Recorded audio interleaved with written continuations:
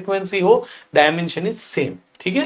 बाकी यहाँ पे omega is equal to 2 pi f या 2 पाई एन लिखा हुआ है, आप इस चीज को दिमाग में रख सकते हैं, ठीक है ना, ये देख लीजिए।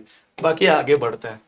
एंगुलर एक्सेलरेशन अल्फा, अल्फा के बारे में मैंने बता दिया, alpha is omega 2 minus omega 1 upon t 2 minus t 1 है। Alpha is acceleration, change in velocity होता है, तो angular acceleration change in angular velocity is as simple as that, unit is radian per second square, dimension is t minus 2, radian का तो कोई dimension होता नहीं है, ठीक है। अब आप सभी को कन्वर्जन आने चाहिए, जैसे कि जिस तरह लीनियर मोशन में अगर आपको एक्सेलरेशन 0 लिखते थे हम, है ना, हम लीनियर मोशन में बोलते थे, आपने अगर मेरे पास से काइनेमेटिक्स पढ़ा है ना, मैंने आपको ऑलरेडी काइनेमेटिक्स का एक 1 आवर 1 शॉट डाला हुआ है, उसमें सेम इस तरीके से मैंने आपको बताया था, अगर एक्सेलरेशन 0 है यानी हम यूनिफॉर्म मोशन में वेलोसिटी कांस्टेंट होती है, तो एक ही फॉर्मूला वैलिड है, s is equal to v into t या v is equal to s upon t, तो वही चीज एंगुलर मोशन में भी सेम वैलिड है।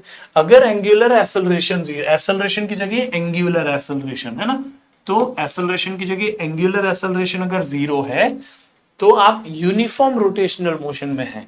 वेलोसिटी कांस्टेंट होती है तो ओमेगा कांस्टेंट होता है। S is equal to v t की जगह theta is equal to omega t. जैसे वहां पे हमारे पास में एस हुआ करता था, यहां हुआ करेगा थीटा।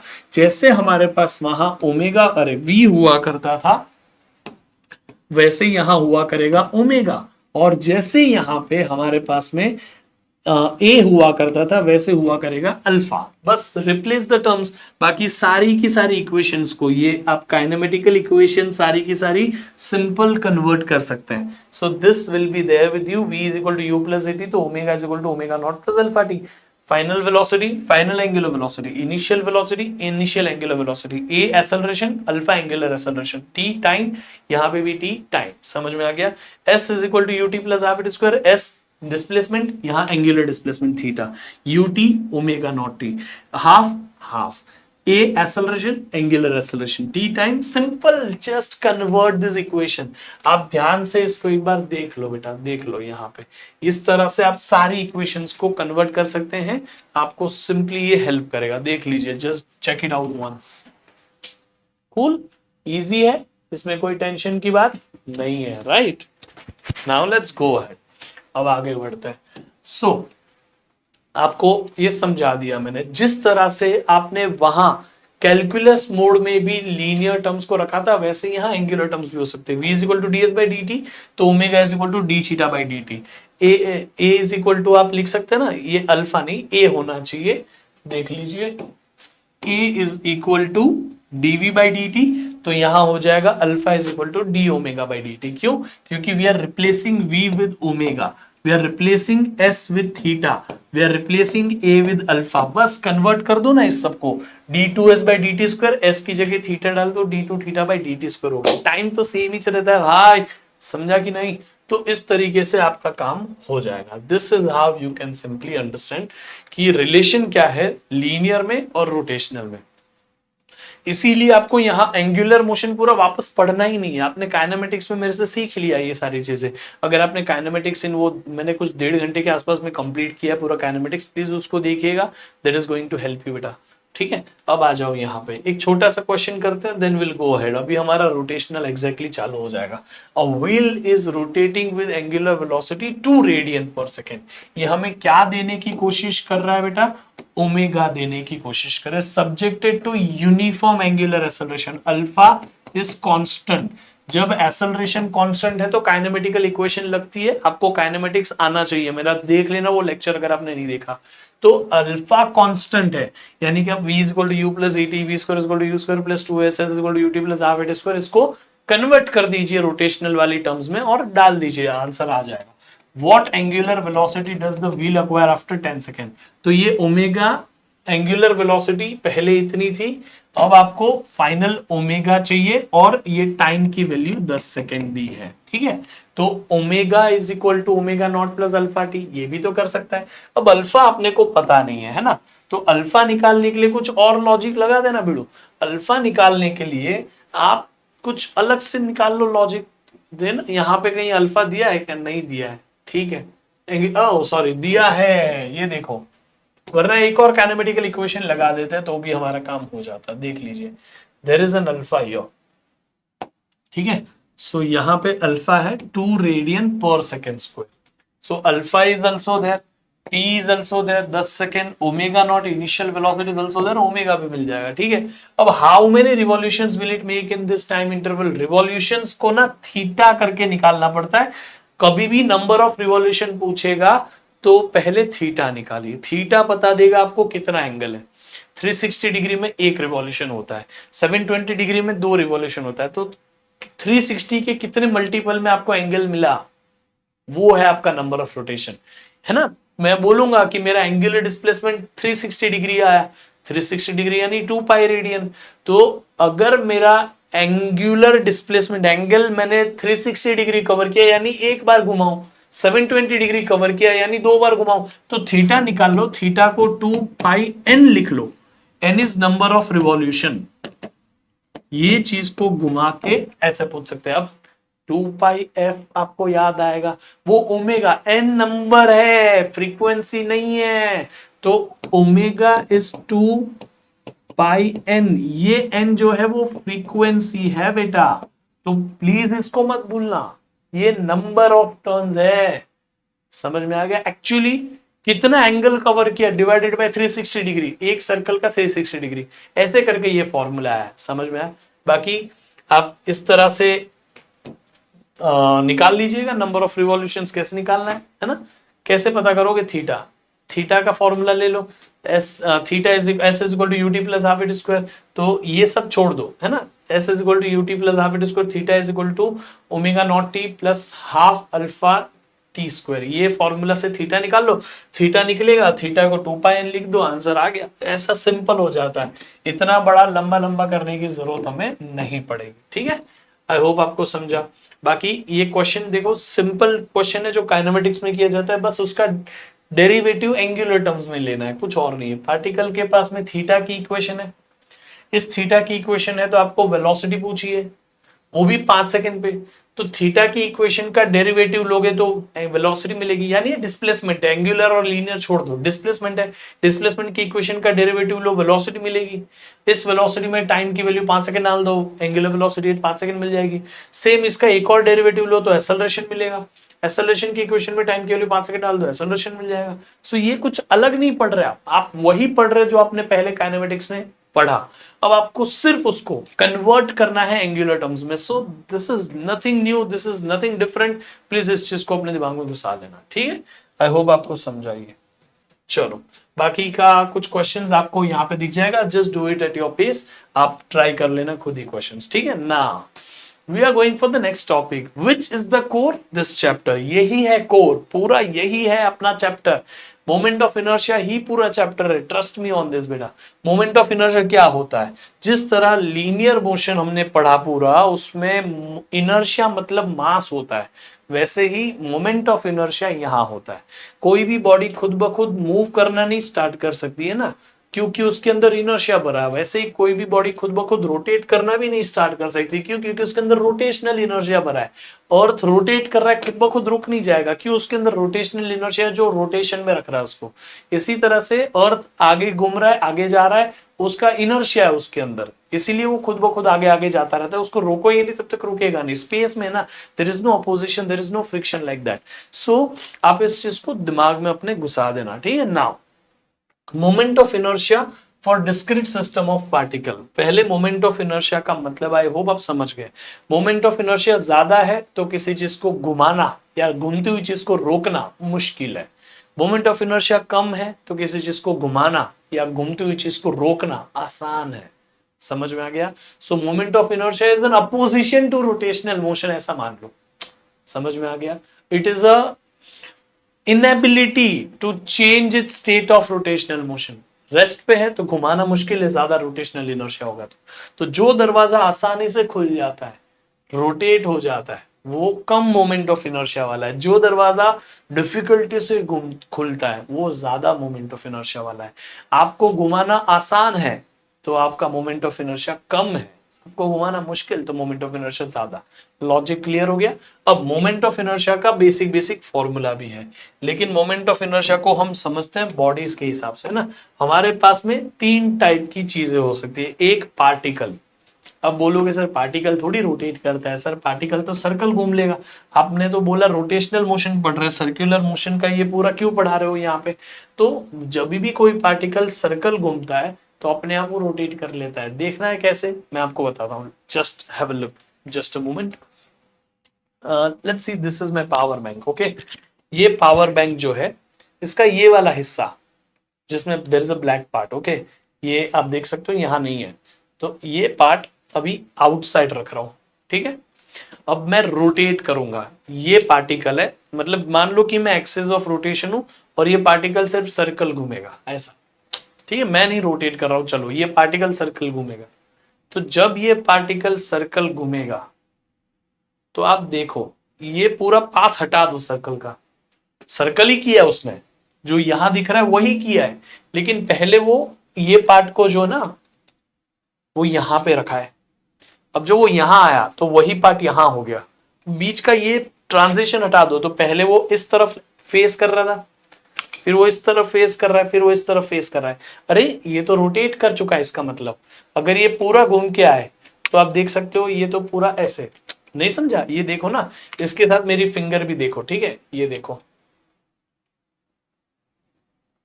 पहले मेरी फिंगर इधर थी, अब मेरी फिंगर इधर है, यानी कि मेरी फिंगर ने ऐसा रोटेट किया होगा ना, ये तो रोटेशन ही है ना भाई। अरे यार समझा कि नहीं बेड़ू? तो इस तरीके से whenever body performs rotational motion, every particle perform circular motion. तो उसी के लिए ये simple formula I is equal to m are square. M is mass of the body और एक्सिस से परपेंडिकुलर डिस्टेंस। अब ऐसे कई सारे पार्टिकल्स भी मिला के एक बॉडी बना सकते हैं, तो हर एक पार्टिकल का मोमेंट ऑफ इनर्शिया ऐड कर दो, m1r1 square plus m2r2 square.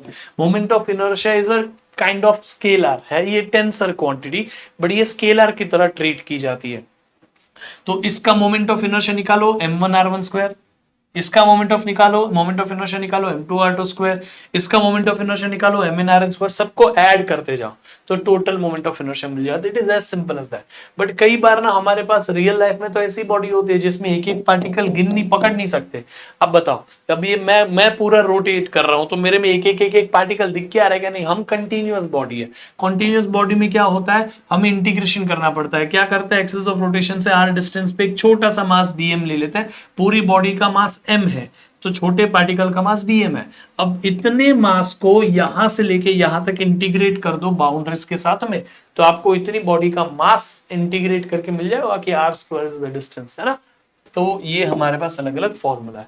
अब हमें कोई फॉर्मूला की डेरिवेशन से मतलब जी, मोमेंट ऑफ इनर्शिया के कोई भी फॉर्मूला के डेरिवेशन से हम डायरेक्टली उसको याद रखते हैं, लेकिन पहले मोमेंट ऑफ इनर्शिया कौन से फैक्टर्स पे डिपेंड करता है उसको जान लो। ये बहुत जरूरी है क्वेश्चन, कई बार थियोरी में पूछ लेते हैं।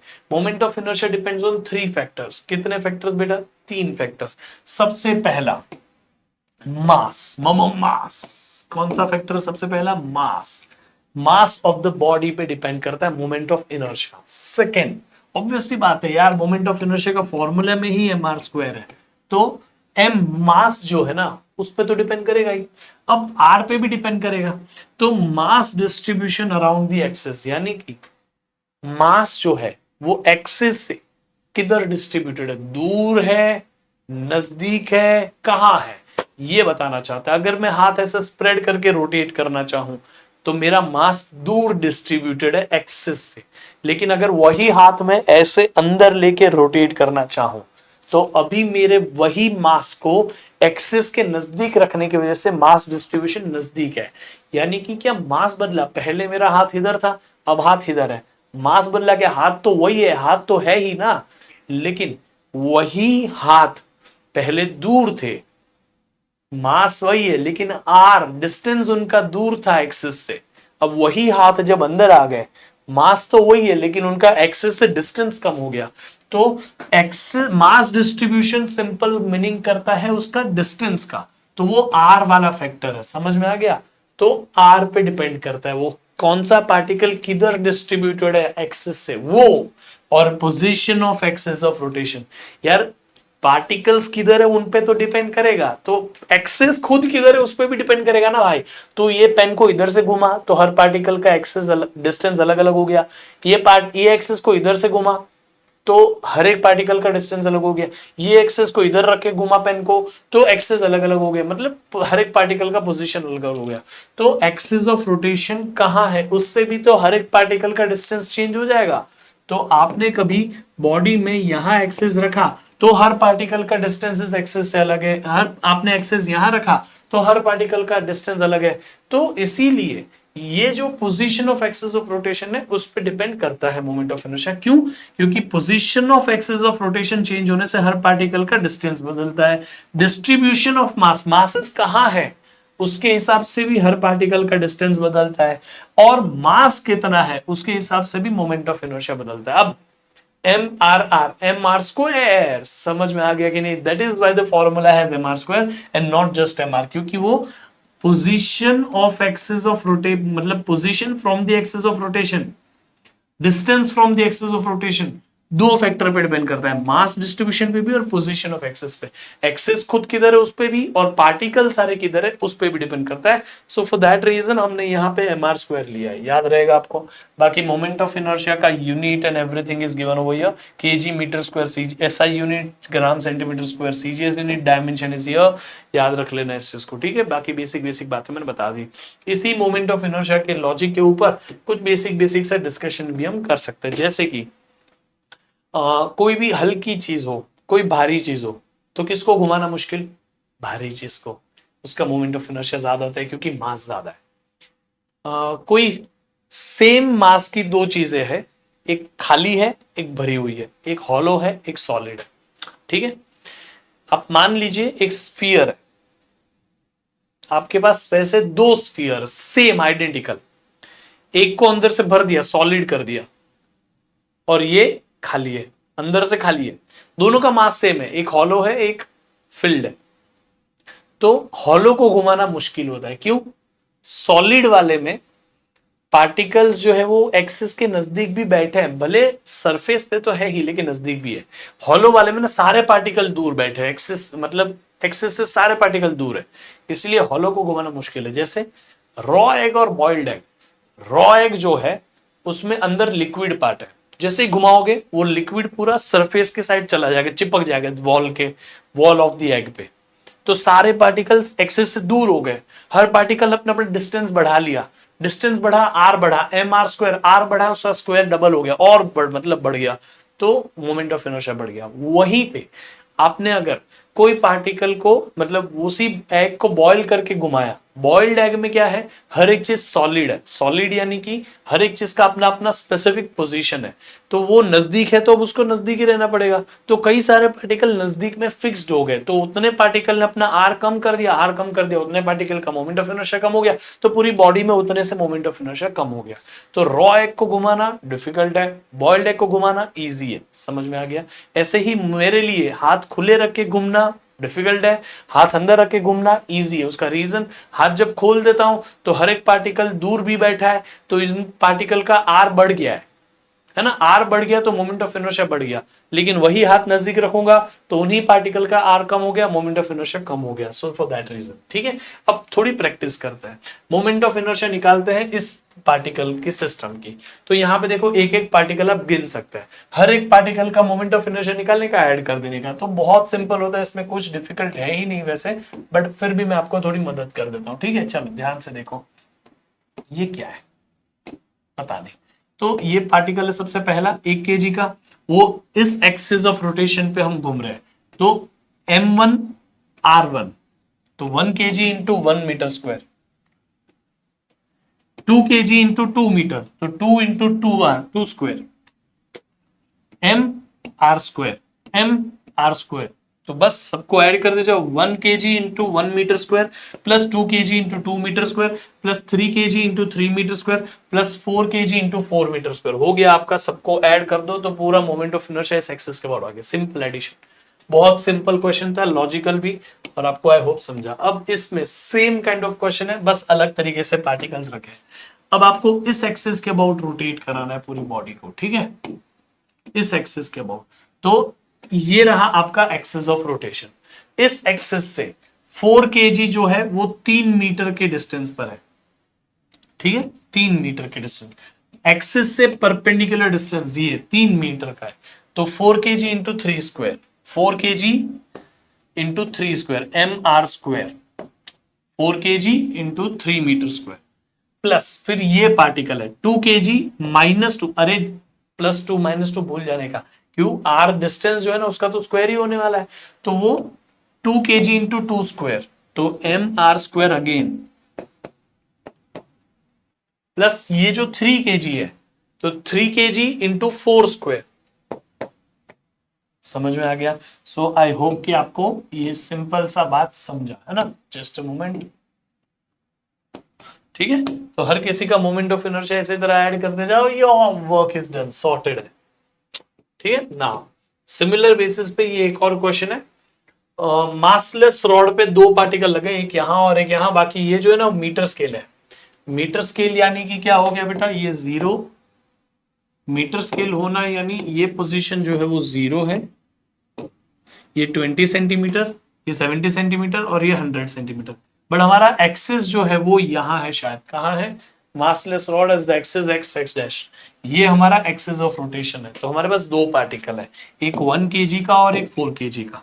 अब क्योंकि ये 0 मार्किंग है मीटर स्केल पे, ये 0 मार्किंग है, ये 100 मार्किंग है, ये 20 मार्किंग है, 70 मार्किंग है, तो ये 100 है, उसमें से इतना निकाल दो 20 सेंटीमीटर, तो इस पार्टिकल का जो डिस्टेंस बनेगा वो 80 सेंटीमीटर बनेगा, है ना, 80 सेंटीमीटर। तो 1 kg mass is 80 centimetre away from the axis.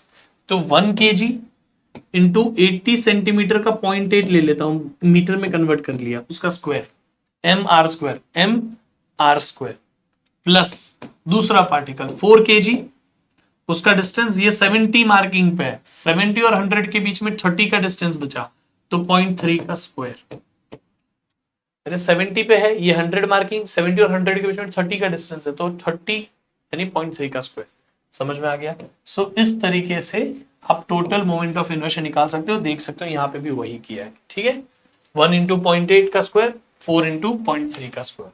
I hope आपको समझा। Now there is a one more question I guess, तो ये आप एक बार देख लो, मुझे लगता है कि आप इसको देख के ही खुद आंसर दे दोगे आराम से। सो ये पार्टिकल का डायग्राम नहीं दिया था आपको, डायग्राम के साथ अभी एक्सिस ऑफ रोटेशन जो है, कौन सा एक्सिस, अबाउट वाई एक्सिस, तो वाई एक्सिस के अबाउट रोटेशन होने वाला है, ठीक है, इस एक्सिस के अबाउट रोटेशन है। तो इस एक्सिस पे जो भी पार्टिकल है ना, उनको भूल जाने का, क्यों, उन पार्टिकल का तो उसी एक्सिस पे बैठना है, उसके तो परपेंडिकुलर डिस्टेंस ही नहीं है। ये डिस्टेंस 2 है और ये डिस्टेंस -2 है, तो सारे डिस्टेंसेस 2 ही है, तो 2 इंटू 2 स्क्वायर, तो और ये 10 into 2 square, 10 kg mass into 2 square distance, ठीक है, 2 इंटू 2 स्क्वायर, 10 इंटू 2 स्क्वायर, बस हो गया, सिंपल। आई होप आपको समझा। अब जस्ट बिकॉज आपको ये समझा है तो ये आप खुद ही कर लो, देख लो, सोल्यूशन सामने ही है, बस चेक इट आउट कि आपको आता है कि नहीं आता है। सो आई होप कि आपने ये कर लिया होगा, ये बहुत इजी चीज है ना। सो अब मोमेंट ऑफ इनर्शिया शायद आपको इजी लग रहा होगा, तो जस्ट बिकॉज अब आप सिंपली मोमेंट ऑफ इनर्शिया का फॉर्मूला कैसे अप्लाई करना है ये समझ चुके हैं, तो हम अभी सीखने जा रहे हैं moment of inertia for standard bodies. मैं आपको डायरेक्टली लिस्ट याद रखने कहूंगा, जैसे रिंग का moment of inertia about its axis passing from the centre of mass of the ring perpendicular to the plane of the ring, ये ring का plane है उससे परपेंडिकुलर, मोमेंट ऑफ इनर्शिया कितनी है, mr स्क्वायर। इसी तरह से आप यहां पे देखोगे डिस्क का मोमेंट ऑफ इनर्शिया रिंग के कंपेयर में हाफ होता है, मास and radius is same for both. तो देखो हॉलो चीज का मोमेंट ऑफ इनर्शिया ज्यादा है, उसके कंपेयर में आधा मोमेंट ऑफ इनर्शिया है सेम मास सेम रेडियस की, एक बोल सकते हैं सॉलिड चीज का, यानी भरी हुई चीज का, यानी डिस्क का। आई होप आपको समझा ना। इसी तरह से जैसे रिंग के ऊपर रिंग, रिंग के ऊपर रिंग, रिंग के ऊपर रिंग लगाओगे, या फिर ये सिलेंडर को, जो हॉलो सिलेंडर उसको चपटा दोगे तो रिंग बन जाएगी। तो इसीलिए रिंग का मोमेंट ऑफ इनर्शिया और हॉलो सिलेंडर का moment of inertia is exactly same. और सिमिलर वे में सॉलिड सिलेंडर और डिस्क जो होती है वो सेम ही चीज होती है, सॉलिड सिलेंडर को चपटा दो डिस्क बन जाएगी, डिस्क को ऐसे खोल दो तो आपका सॉलिड सिलेंडर बन जाएगा। कोई भी पार्टिकल का मास नहीं बदला, कोई भी पार्टिकल का distance from the axis of rotation नहीं बदला, इसलिए ये याद रख लो तो ये अपने आप याद हो जाता है, ठीक है। डिस्क और रिंग में क्या रिलेशन है वो भी मैं आपको बता दिया। अब आप इसमें साथ में ही मोमेंट ऑफ इनर्शिया जो है वो याद रख सकते हो, 2/3 mr स्क्वायर फॉर हॉलोस्फीयर। इसी तरह सॉलिड स्फीयर का 2/5 mr स्क्वायर। अब 2/3 जो है ये ऑब्वियसली बड़ा नंबर है कंपेयर टू 2/5, इस चीज को याद रखना। 5 के 2 हिस्से और ये 3 के 2 हिस्से, 3 के 2 हिस्से 66%, 5 के जो 2 हिस्से वो लेस देन 50% हुआ है ना, 5 के आधे हिस्से यानी 2.5 होता है, तो 50% से भी कम हुआ मोमेंट ऑफ इनर्शिया ये, और ये मोर देन 66, मतलब ये 66% हो गया। सो इस तरह से आप बेसिक बातें समझ सकते हैं, ठीक है। अब इसी के बेस्ड मैंने आपको पूरा ना लिस्ट यहां पे देने वाला हूं, ये देख लीजिएगा आप। रिंग का moment of inertia about its axis passing through the centre, axis भी लिखा हुआ है ताकि आप क्वेश्चन जब रीड करें तो आपको लिटरली वो समझना चाहिए कि वो क्वेश्चन कौन से एक्सिस के अबाउट मोमेंट ऑफ इनर्शिया निकालने कह रहा है। इसीलिए मैंने रिंग के कौन से एक्सिस पे, ये रिंग के डायग्राम के साथ क्या मोमेंट ऑफ इनर्शिया वो भी बताया। बाकी यहाँ रेडियस ऑफ गायरेशन और k square by r square ratio की भी बात करी है, पर उसके बारे में हम पढ़ेंगे तब बात करेंगे। ये पूरी की पूरी आपको लिस्ट में दे दूंगा, लेकिन उसके पहले हमें एक ये चीजें समझनी है, जैसे उसको हम बोलते हैं parallel axis theorem and perpendicular axis theorem. ठीक है, थोड़ा बहुत अभी हम यहां से भी समझ लेते मोमेंट ऑफ इनर्शिया के बारे में, आगे की चीजें क्या कहता है ये। तो ये क्वेश्चन आप कर लीजिए, बाकी हम अभी आते हैं ये चीज पे।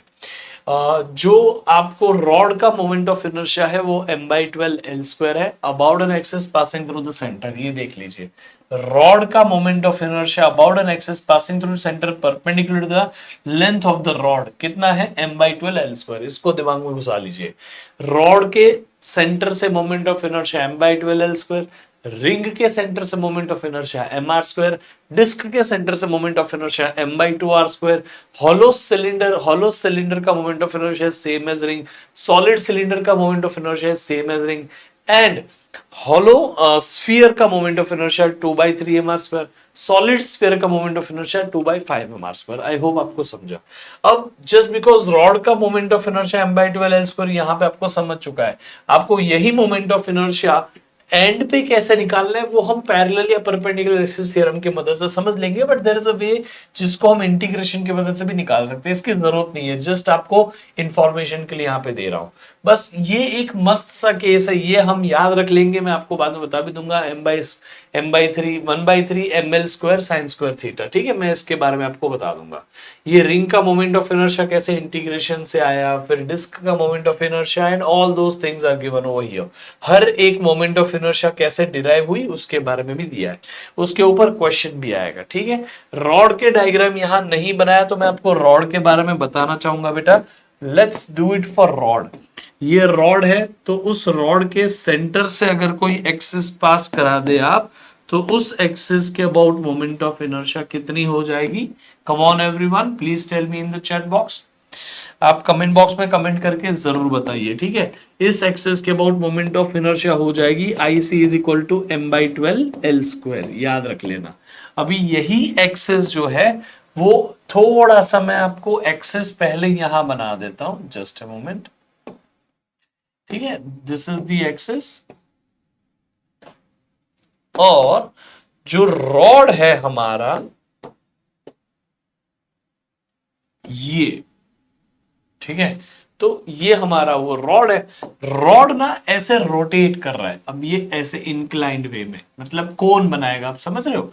तो इस तरीके से जब रोटेशन होगा तो इस एक्सिस के about moment of inertia of the rod जो लेंथ L का है, उसका moment of inertia I will be equal to m/3 L² sin² theta. इस चीज को भूलना मत, ये कभी कभी काम आ जाता है, ज्यादा बुक में दिया नहीं होता, इनकेस ये नीट में पूछा तो मेजोरिटी बच्चे गायब हो जाएंगे, तो आप ये याद रख लेना। ठीक है, बाकी सारे मोमेंट ऑफ इनर्शिया आपको समझा दूंगा धीरे धीरे करके, लेकिन अभी के लिए इतने ही मोमेंट ऑफ इनर्शिया काफी है। Now let's go for parallel axis theorem and perpendicular axis theorem. What is parallel axis theorem बेटा? पैरेलल एक्सिस थ्योरम और परपेंडिकुलर एक्सिस थ्योरम एक तरीके की शॉर्टकट्स है, जिसकी हेल्प से आप moment of inertia without using integration निकाल सकते हैं। अपने दिमाग में ये बात डाल दीजिए।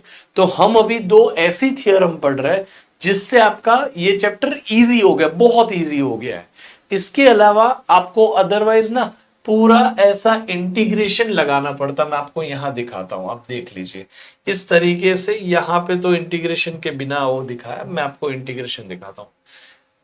इंटीग्रेशन करके ये ऐसा इंटीग्रेशन करना पड़ता। सो ऐसा इंटीग्रेशन हमें ना करना पड़े, इसीलिए पैरेलल और परपेंडिकुलर एक्सिस थ्योरम है, तो इसे हम ध्यान से समझेंगे सो दैट हम ये सारी चीजों को और इजी बना पाए। ठीक है, so what is parallel axis theorem? Parallel axis theorem ये कहता है कि कोई भी एक ऐसा एक्सिस जो सेंटर ऑफ मास से पास हो रहा है, जिसके अबाउट मोमेंट ऑफ इनर्शिया आपको पता है, तो आप उस एक्सिस के पैरेलल कोई भी एक्सिस बना दीजिए, आप आराम से उसके अबाउट मोमेंट ऑफ इनर्शिया निकाल सकते हैं। जैसे कि आप यहां देख सकते हैं कि ये हमारे पास एक बॉडी है जिसमें ये सेंटर ऑफ मास से जो एक्सिस पास हो रहा है उसके about moment of inertia I C बोल सकते हैं, और वो हमें पता है। ठीक है, तो इस एक्सिस के पैरेलल कोई भी एक्सिस बना दीजिए, उसके अबाउट मोमेंट ऑफ इनर्शिया हम इजीली निकाल सकते हैं सिंपल इतने फॉर्मूला की मदद से। तो वो है IO is equal to IC plus MD square. Maharashtra boards की टेक्स्ट बुक के अंदर ये H भी लिखते हैं कभी कभी, तो MH स्क्वायर महाराष्ट्र का MH, बाकी आप इजीली इसको याद रख सकते हैं। IO क्या है? Any parallel axis. IC क्या है? Axis passing through the centre of mass, compulsorily centre of मास से पास होना चाहिए। If this axis is not passing through center of mass, then we will not get the moment of inertia का answer. ये theorem ही applicable नहीं है अगर ये जो यहां हम वैल्यू रख रहे हैं ना वो सेंटर ऑफ मास से पास होता हुआ एक्सिस नहीं है तो। ठीक है, then m is mass of the body, d is the distance between two parallel axis. कैसे अप्लाई की जाती है पैरेलल एक्सिस थ्योरम मैं आपको समझा देता हूं। समझ लीजिए ये हमारे पास एक रिंग है, रिंग के सेंटर से जो एक्सिस पास हो रहा है वो आप देख सकते हो ये रहा, उसके एज से ऐसे एक एक्सिस बनाना है, एज से परपेंडिकुलर टू द प्लेन वाला एक्सिस बनाना है। इस एक्सिस के अबाउट मोमेंट ऑफ इनर्शिया हमें निकालनी है। तो आप देख सकते हैं यहां पे कि ये हमारी रिंग जिसके सेंटर वाले एक्सिस की मोमेंट ऑफ इनर्शिया IC, जिसकी वैल्यू हमें पता है mr स्क्वायर होती है। याद है ना, रिंग के सेंटर से moment of inertia mr square होती है, अभी बताया। अब सेंटर से जो moment of inertia mr square है, तो इसके अबाउट एक्सिस तो हमने पता है, ये एक्सिस के अबाउट मोमेंट ऑफ इनर्शिया हमें पता है, लेकिन ये जो एक्सिस है उसके अबाउट मोमेंट ऑफ इनर्शिया हमें निकालनी है। तो हम ये एक्सिस के अबाउट मोमेंट ऑफ इनर्शिया निकालने जाएंगे, जिसको एज ऑफ नाउ हम IO बोलेंगे, और ये IC हो गया, फिर MD स्क्वायर। ठीक है, अब IO जो है वो ये एक्सिस है, इसलिए इसको I about tangent, tangent axis है ना, ये परपेंडिकुलर टेंजेंशियल है, लेकिन अभी के लिए मैं उसको IT बोल रहा हूं।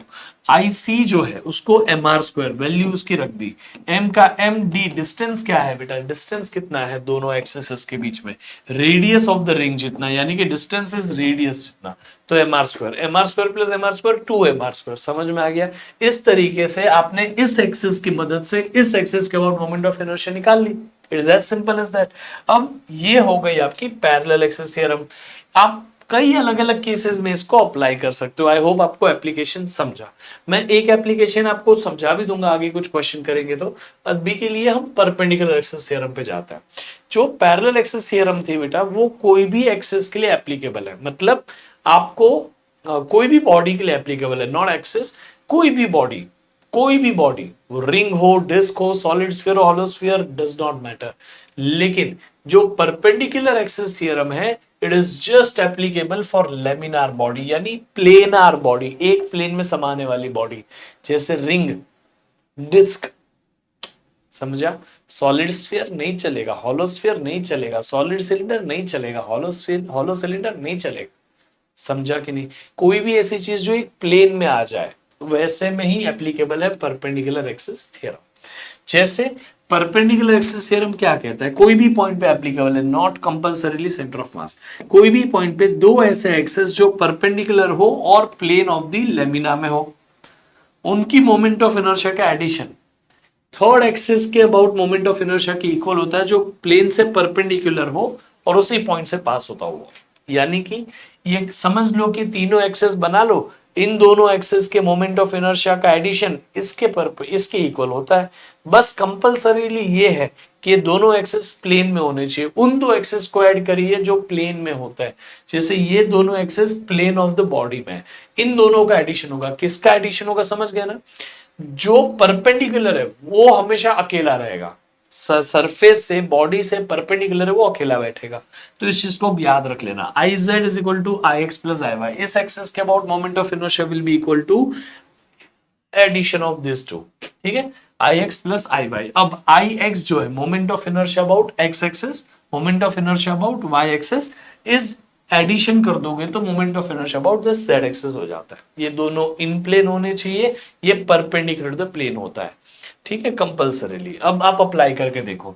हमने रिंग के सेंटर से पास होते हुए एक्सिस की moment of inertia mr square तो हमें पता है, लेकिन अगर कोई मुझे बोले डायमीटर के अबाउट जो मोमेंट ऑफ इनर्शिया है वो बता दो, तो कैसे निकालेंगे? तो हम इसी डायग्राम को ऐसे इमेजिन करेंगे, डायमीटर के अबाउट में दो एक्सिस बनाऊंगा। ये जो आपको दिख रहा है दोनों के दोनों ये परपेंडिकुलर, बट 3D डायग्राम इसलिए आपको विजुअलाइज नहीं हो रहा है। ये एक्सिस यहां बनाया, ये एक्सिस यहां बनाया, देखा परपेंडिकुलर है ना। और ये जो axis plane of the ring से परपेंडिकुलरली बाहर आ रहा है वो यहां से ऐसे बाहर आ रहा है, समझ गए? तो ये डायग्राम और ये डायग्राम सेम ही है। तो आप इसको एक्स एक्सिस बोलो, इसको वाई एक्सिस बोलो, दोनों प्लेन में है, ऐड हो जाएंगे एक्स और वाई। और ये जो है परपेंडिकुलरली बाहर आ रहा है वो अलग से दिखेगा। जैसे ये x ये y तो ये z, ये हो गया ना तीनों एक्सिस जैसा। तो x y is equal to z, तो I z is equal to I x plus I y. I x जो है वो भी डायमीटर है, ये भी डायमीटर है, तो आई एक्स और आई वाई दोनों को डायमीटर डायमीटर डाल दो तो 2 टाइम्स आई डी हो गया। और ये आई जेड जो था वो तो आई सी वाला था, क्योंकि यही तो सेंटर ऑफ मास वाला मोमेंट ऑफ इनर्शिया है। तो आई जेड को आई से रिप्लेस कर दिया, तो I z is equal to 2 times of I d, 2 नीचे जान दो, तो I d is equal to I c by 2, m are square by 2 is equal to I d. याद रहेगा, आई होप आपको समझा, इसमें आपको कोई डाउट नहीं है, ठीक है? तो अब पैरेलल एक्सिस थ्योरम आपको समझा चुका मैं। तो यही चीजों को यूटिलाइज करके आप मोमेंट ऑफ इनर्शिया निकालते हो हर अलग अलग केसेस में। जैसे अभी आप डायमीटर वाला पता है आपको, वो सेंटर से भी पास हो रहा है डायमीटर वाला, तो पैरेलल एक्सिस थ्योरम लगाओ, इस एक्सिस के अबाउट मोमेंट ऑफ इनर्शिया मिलेगी 3mr², 3/2mr², ठीक है? जैसे यहाँ कितनी थी बेटा, ये सेंटर से परपेंडिकुलर वाला एक्सिस पे कितनी थी mr², तो डायमीटर पे m/2r² आई। ये m/2r² प्लस ये r डिस्टेंस पे एक्सिस है, तो m/2r² प्लस mr², 3/2mr²। इसी तरह से ये जो एक्सिस है उसके पैरेलल एक्सिस का यहाँ से ये एक्सिस का बना दो, तो ये इसके about moment of inertia mr², तो इसके अबाउट 2mr² अभी हमने निकाली है ना।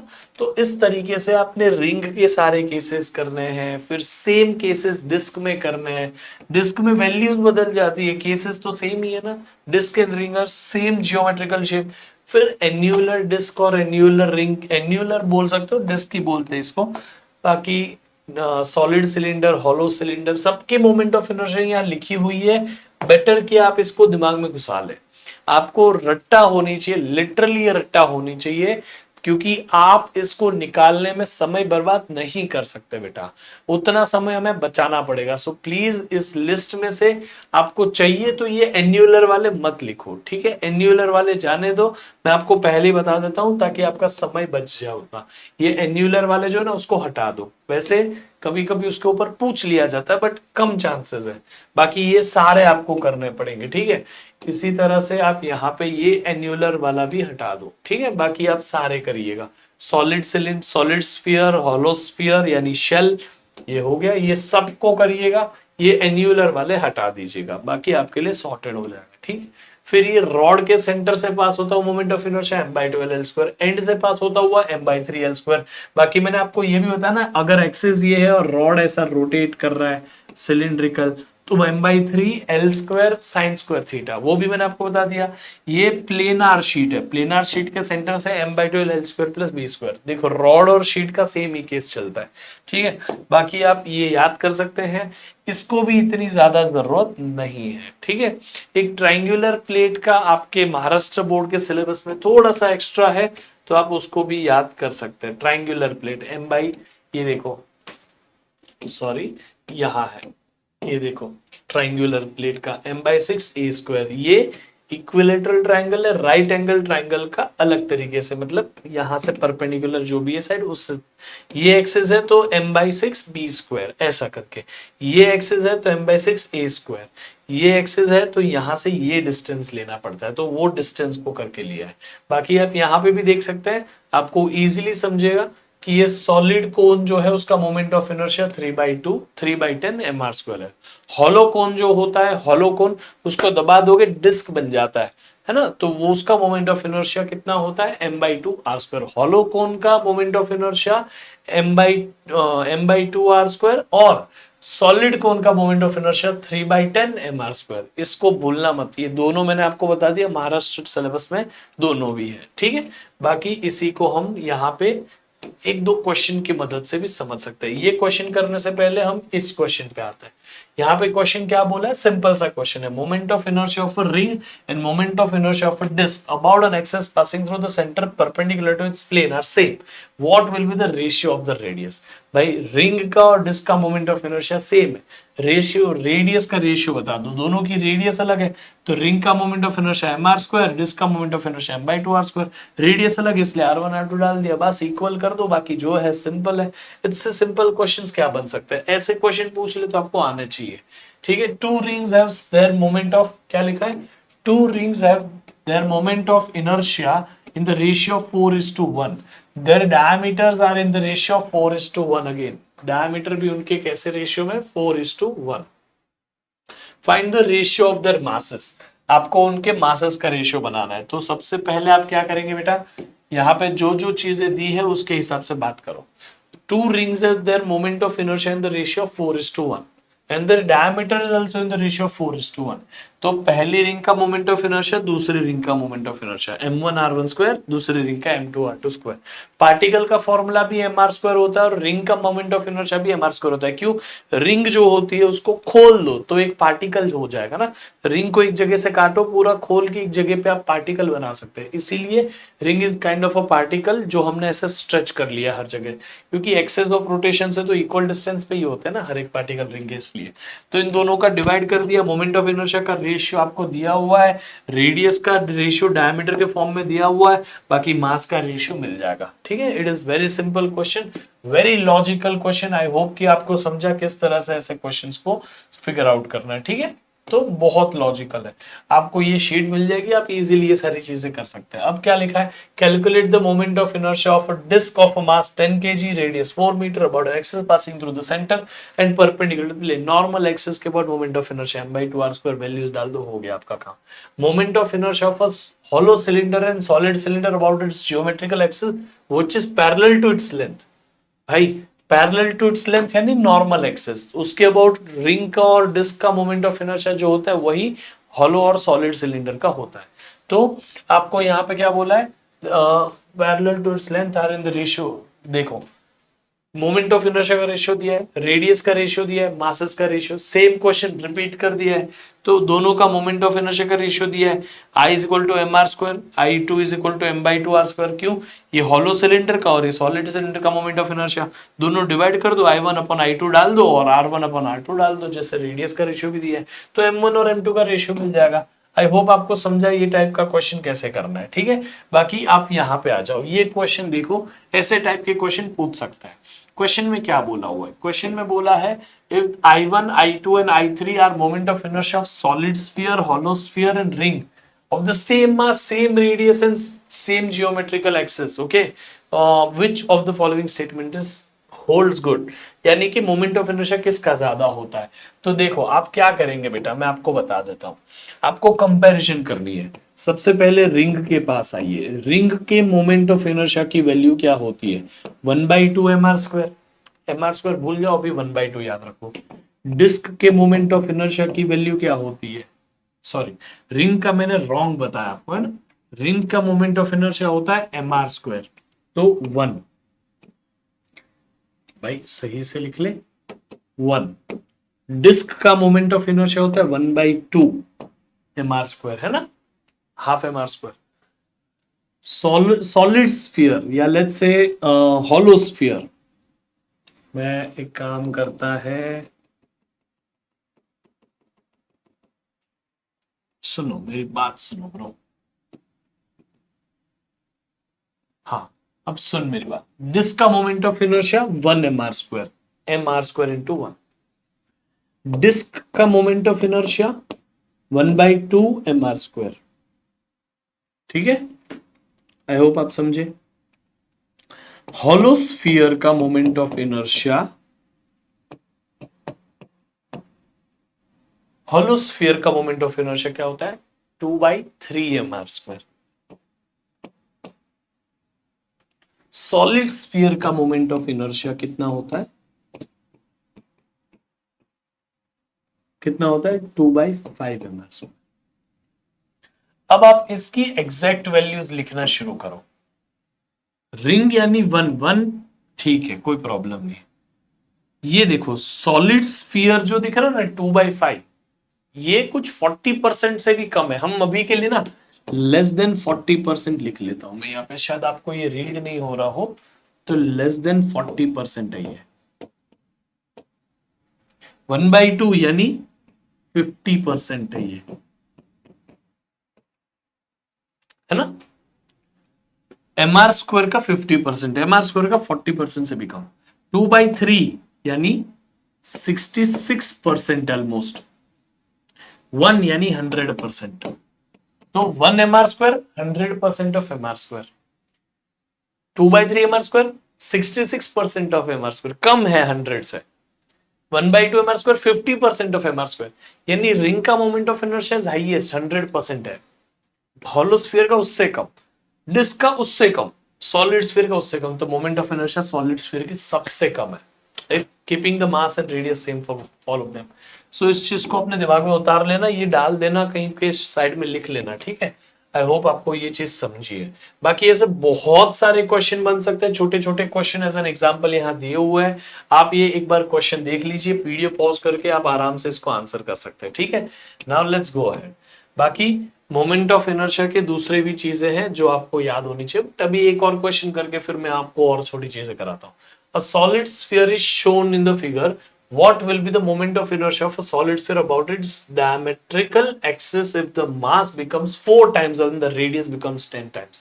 भाई solid sphere है, what will be moment of inertia if diameter of about the diameter, ठीक है भाई। सॉलिड स्फीयर में कोई भी एक्सेस डायमीटर ही होता है, तो सेंटर से पास होता हुआ एक्सेस ये डायमीटर से भी तो पास हो रहा है, इसलिए इतना बड़ा टेंशन लेने की जरूरत नहीं है। मास जो है वो 4 टाइम्स हो गया एंड रेडियस जो है वो 10 टाइम्स हो गई। रेडियस के तो स्क्वायर पे डिपेंड करता है, तो मैं बोल सकता हूँ 10 का स्क्वायर, तो 100 टाइम्स हो गया ये, है ना। और ये 4 जो है वो हो गया 4 टाइम्स ही, तो मास के ऊपर तो डायरेक्टली प्रोपोर्शनल है।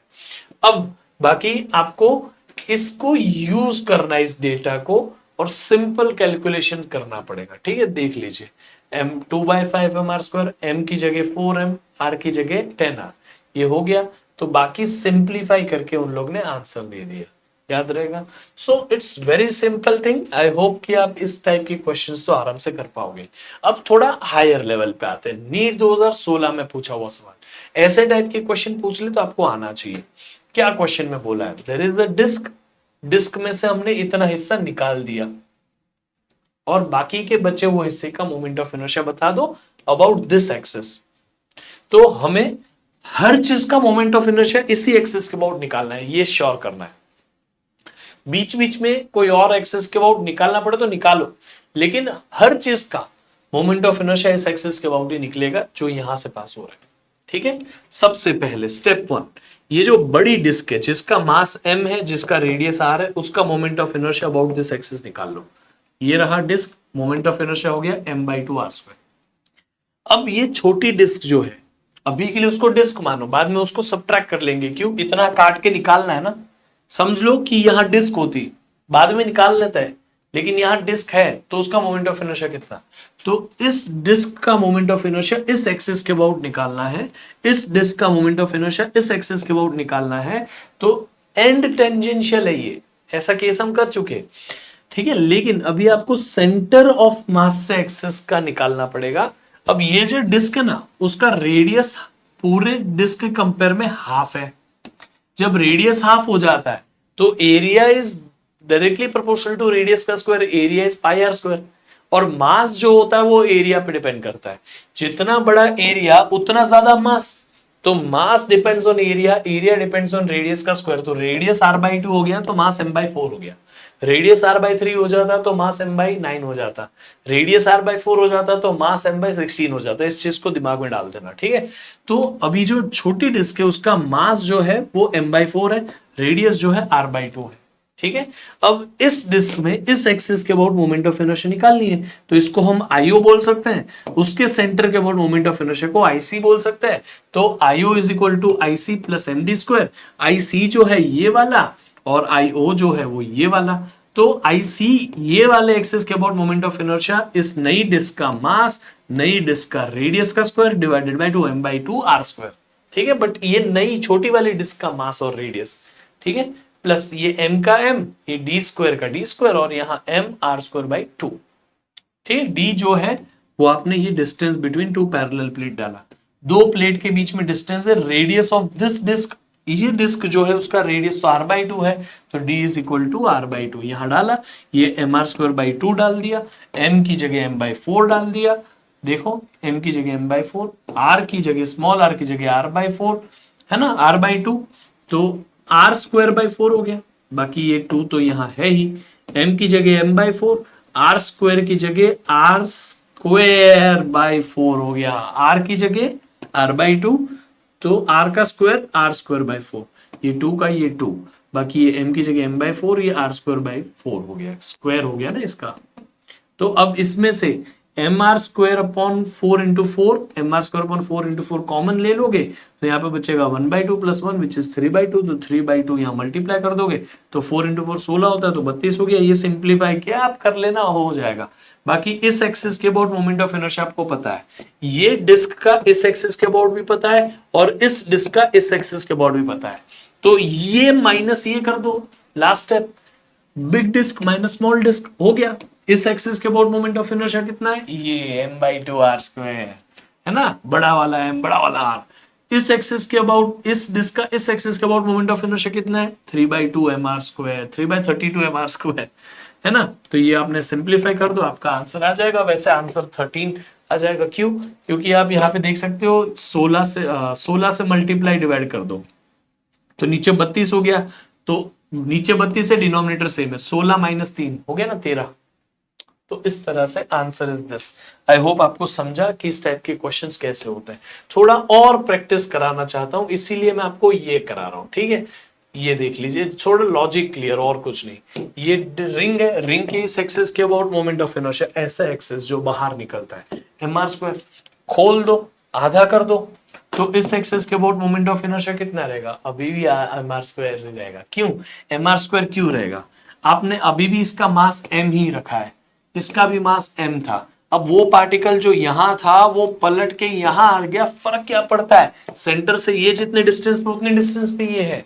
अब इसको आपने पलट के यहां ला दिया, मतलब इसको आपने ऐसा बंद करके यहां ला दिया, मास सेम रह रहा है, इसका भी मास वही है, तो क्या हो गया बेटा, इस एक्सिस के about moment of inertia M are square ही रहेगा। तो रिंग आप कितना भी काटो, मास अगर नहीं बदलता तो मोमेंट ऑफ इनर्शिया नहीं बदलता, याद रखना इस चीज को, ठीक है। बाकी आई होप आपको ये चीज समझी। Now let's move on to the kinematics of rotational motion. लेकिन थोड़ा बहुत यहाँ पे और क्वेश्चंस को अपन देख सकते हैं, जैसे कि आप यहाँ पे देखिए, what will be the moment of inertia of a disk about an axis passing through the center perpendicular plane if the mass of the disk becomes 2 times and radius becomes 2 times। Basic question है, ये सारी चीजें तो हो ही सकती है, ठीक है। अब आपको यहाँ पे पैरेलल परपेंडिकुलर एक्सिस थ्योरम के बारे में जो मैंने बताया उसको यूज किया, इस एक्सिस का इस एक्सिस का यूज करके हमने डायमीटर वाला मोमेंट ऑफ इनर्शिया निकाला रिंग का। जैसे रिंग के लिए निकाला वैसे डिस्क के लिए निकाल सकते हैं, and we can be sort of this thing, ठीक है। बाकी प्लेनार शीट जो है उसमें भी ऐसे ही अलग अलग एक्सिस के अबाउट निकाल सकता है, कोई डिफिकल्ट टास्क नहीं है। आप बेसिक चीजें प्रैक्टिस करोगे, ये आपको दे दूंगा मैं, आपको आराम से आ जाएगा, उसमें इतना कोई बड़ा लोड लेने की जरूरत नहीं है। क्यूब का कम चांसेस है पूछने का, सो प्लीज आप उस पर इतना फोकस मत करिएगा। Calculate the moment of inertia of uniform disc about its diameter हम निकाल चुके हैं। मैं आपको ना एक सिंपल लॉजिक बता दूं, moment of inertia about centre जो होता है उसका हाफ होता है डायमीटर, बस। रिंग के सेंटर से moment of inertia M are square, diameter से moment of inertia M by 2 R square. Disc के सेंटर से moment of inertia M by 2 R square, diameter से M by 4 R square. Simple हो गया ना, अभी बस आधा कर देने का, बाकी ये सारी चीजें तो है ही। अब कुछ क्वेश्चन अगर दिखे अच्छे तो ये कर लेते हैं। ये वही सारे क्वेश्चन है, अलग अलग मोमेंट ऑफ इनर्शिया आपको याद होगी तो आप डायरेक्टली निकाल सकते हैं। पैरेलल एक्सिस थ्योरम में I is equal to IC plus MD square, मैंने बोला कंपल्सरीली सेंटर ऑफ मास होना चाहिए, इस चीज को याद रख लेना। जैसे ये सॉलिड स्फीयर के इस एक्सिस के अबाउट जो मोमेंट ऑफ इनर्शिया है वो है 2/5 मास पर, और इस एक्सिस के अबाउट निकालना है तो आप पैरेलल एक्सिस थ्योरम लगा सकते हैं। IO is equal to IC plus MR square, m d square d becomes equal to r ना, दो एक्सेस के बीच में पैरेलल डिस्टेंस आर है, तो आई सी की value 2/5 m are square plus m are square, तो 7/5 एम आर स्क्वायर हो गया, सिंपल। तो इस तरीके की बेसिक चीजें आपको पता होनी चाहिए। बाकी आप कोई भी अलग अलग केसेस आपको पूछ ले, आप आराम से कर पाएंगे, इसका लोड नहीं लेना, ये क्वेश्चंस बस देख लेना ताकि आपको एक आइडिया रहे। Moment of inertia of square lamina के सारे एक्सिस का मोमेंट ऑफ इनर्शिया की लिस्ट आपको दी है, डायरेक्टली यूज करते जाओ, m/6 l square, m/12 l square, जो भी आता है, ठीक है, इसको डायरेक्टली यूटिलाइज कर सकते हैं। Application of parallel axis theorem आप अप्लाई करिए। ये देखो, इस एक्सिस के अबाउट दिया होगा, इस एक्सिस के अबाउट निकालना बहुत आसान होता है। अब जो इस एक्सिस के लिए निकलेगा वही इस एक्सिस के लिए भी कर सकते हैं, वही इस एक्सिस के लिए, वही इस एक्सिस के लिए, चारों ऐड कर सकते हैं, तो 4 टाइम्स कर दिया, है ना। तो आप प्लीज ये क्वेश्चन जो मैं आपको सुपरफिशियली बता रहा हूं, प्लीज एक बार देखिएगा, it will be sorted for all of you, आपको अच्छे से समझ जाएगा। अब ये जो एक्सिस अभी यहाँ पे हमें जो बोला है moment of inertia about this axis, तो इसमें इस एक्सिस के बाद मोमेंट ऑफ इनर्शिया में इन दोनों पार्टिकल का तो जीरो हो गया मोमेंट ऑफ इनर्शिया, इस पार्टिकल का और इस पार्टिकल का ही moment of inertia simply add होगा, याद रख लेना। बट ना यहाँ उनको पार्टिकल की तरह नहीं, स्फीयर की तरह ट्रीट किया गया है, तो स्फीयर की तरह ट्रीट करने पे थोड़ा सा ध्यान रखना पड़ता है, ठीक है। क्या होता है, इसके सेंटर से moment of inertia parallel axis theorem use करके इस एक्सिस के बोर्ड से निकालना पड़ता है, ठीक है। जैसे कि अगर ये पार्टिकल होता तो सीधा इसका mr स्क्वायर ले लेता, है ना, m4r4 स्क्वायर, m3r3 स्क्वायर, जो भी है। लेकिन अब ये स्फीयर है, स्फीयर का moment of inertia 2/5 mr square, solid sphere है तो 2/5 mr square plus mr square, तब इस एक्सिस के अबाउट इस स्फीयर का मोमेंट ऑफ इनर्शिया निकला 2/5 mr square plus mr square. इस तरह इस स्फीयर का centre say about moment of inertia 2/5 mr square, इस एक्सिस के about moment of inertia parallel axis theorem से आएगा 2/5 mr square plus mr square, समझा, ये r डिस्टेंस जो भी है उस हिसाब से, ठीक है। बाकी मुझे लगता है कि ये सारी चीजें तो आप आराम से कर लोगे। अच्छा ये देखो, ये क्वेश्चन देखो, इट्स अ गुड क्वेश्चन, आप देख सकते हैं यहाँ पे। तो इस एक्सिस के अबाउट हमें चीजें घुमानी है, ठीक है, ऐसे। तो ये जो घूमेगा ट्राइंगुलर जो चीज है वो ऐसे घूमेगा, पलट जाएगा, ठीक है। ये अभी ऐसे ऐसे पलटेगा, ठीक है, ये यहां होगा, ऐसे पलट के नीचे आया होगा। अब आपको इसमें ध्यान क्या रखना है, इस एक्सिस के अबाउट ये रॉड टेढ़ा है, टेढ़े रॉड का moment of inertia m/3 l square sin square theta, m/3 l square sin square 60। इस एक्सिस के अबाउट भी सेम ही आएगा, तो 2 बार कर दिया, डबल कर दिया, प्लस इस एक्सिस के अबाउट निकालने के लिए आपको बस ये लेंथ निकालनी है, तो इसके अबाउट मोमेंट ऑफ इनर्शिया जो निकालना है। अब ये तो आप पूरा बॉडी को एक पार्टिकल समझोगे तो भी वही मोमेंट ऑफ इनर्शिया आएगा, क्यों, इस रॉड का इस एक्सिस का और कोई मोमेंट ऑफ इनर्शिया नहीं होता है, बट ये मास की तरह तो ट्रीट कर रहा है ना, तो ये रॉड को एज अ पार्टिकल लेके इस एक्सिस से कितने डिस्टेंस पर है उतना ले लीजिए, देख लीजिए यहाँ पे आपको यहां दिखेगा, ये हो गया इस रॉड का मोमेंट ऑफ इनर्शिया और इस रॉड का मोमेंट ऑफ इनर्शिया इक्वल, तो हो गया m/3 l square sin square 60, हो गया 60 डिग्री पे दोनों है, प्लस इसके लिए हमने क्या फॉर्मूला यूज किया, क्यों आप बोलोगे सर इसके लिए तो m/12 l square, m/12 l square इस एक्सिस के अबाउट मोमेंट ऑफ इनर्शिया होता है, इस रॉड का इस एक्सिस के अबाउट, इस एक्सिस के अबाउट कोई मोमेंट ऑफ इनर्शिया नहीं होता क्योंकि पूरा रॉड ही एक्सिस पे है।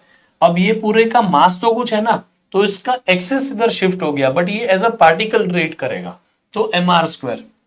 अब ये r जो है वो ये डिस्टेंस है, वो कैसे निकाला, बस ज्योमेट्री की मदद से आपको निकालना है और कुछ नहीं। वैसे आपको पता होगा √3/2, ये क्वाड्रिल इक्विलेटरल ट्रायंगल है, तो उसका हाइट जो होता है √3/2 l होता है। तो इस हिसाब से आपने mr स्क्वायर करके वो एक्सिस का मोमेंट ऑफ इनर्शिया निकाल लिया, इस एक्सिस का बॉडी, इस रॉड का भी, इसका भी ऐड कर दो, सिंपल है ना। सो लाइफ इजी होती है जब आप इस सारी चीजों को जानते हैं।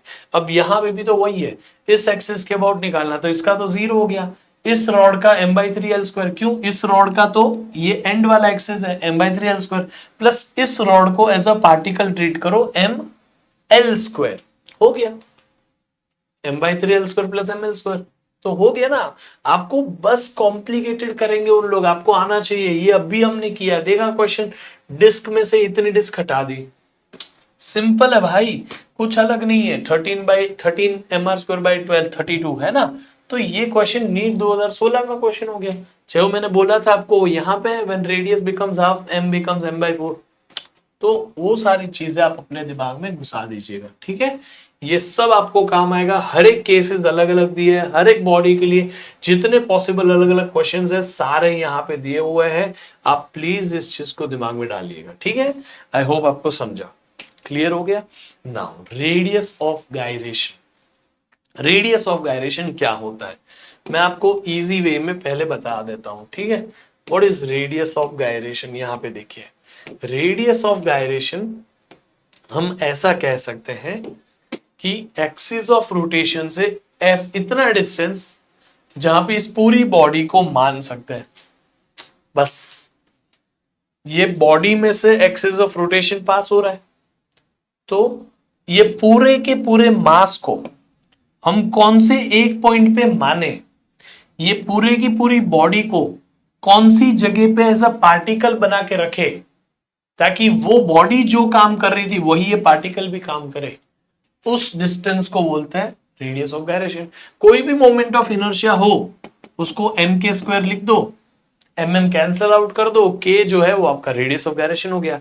जैसे कि रिंग के लिए मोमेंट ऑफ इनर्शिया आपका कितना था, mr स्क्वायर, तो आपने mr आई की जगह m के स्क्वायर लिख देना है, और mr स्क्वायर का mr square, mm cancel, k square is equal to r square. k square by r square भी निकाल सकते हो, यहाँ से k square by r square 1 हो जाएगा, बट अपन k निकालने पे फोकस करते हो तो अंडर रूट ले लो, k is equal to r। क्योंकि रिंग पे आप रिंग को खोलोगे तो r डिस्टेंस पे एक पार्टिकल बैठा है वैसा ही दिखेगा ना।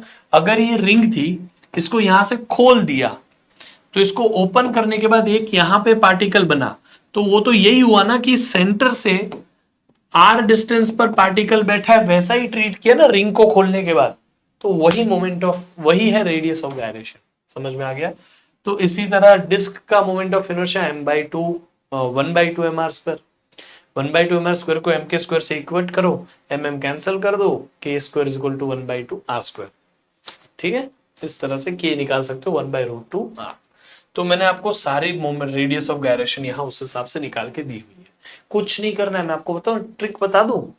रेडियस ऑफ गायरेशन निकालने के लिए mr स्क्वायर में से मतलब क्या कर लो, मैं आपको बताता हूं। m हटाओ स्क्वायर रूट लो, m हटाओ स्क्वायर रूट लो, m हटाया स्क्वायर रूट लिया, r स्क्वायर का r, m हटाया स्क्वायर रूट लिया 1/√2 r, m हटाया स्क्वायर रूट लिया √3/2 r, m हटाया स्क्वायर रूट लिया √2 r।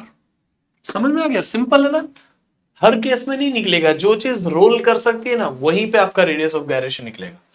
m हटाया 1/√2 r, m हटाया 1/√4 r, √4 का √2 हो गया, m हटाया √5/4 r, √5 तो एज इट इज बट √4 का 2 हो गया। तो वही सिंपल लॉजिक है और कुछ नहीं है। m हटा दो तो √3/2 r, बस सिंपल है। अभी आई होप आपको समझा कि रेडियस ऑफ गायरेशन कैसे निकाला जाता है, ठीक है। कोई डाउट है बच्चों, इज देयर एनी डाउट। हर एक केसेस में रेडियस ऑफ गायरेशन निकाल के दिया है। 2mr स्क्वायर, m हटाओ रूट ले लो तो √2r हो गया। तो आपको अब दो अलग अलग चीजें नहीं याद रखनी, आपको एक ही मोमेंट ऑफ इनर्शिया के फॉर्मूले याद रखना है and your job is done बेटा। आई होप आपको समझा ये चीज, ठीक। नाउ अब यहाँ पे कुछ क्वेश्चन हो तो देख सकते हैं।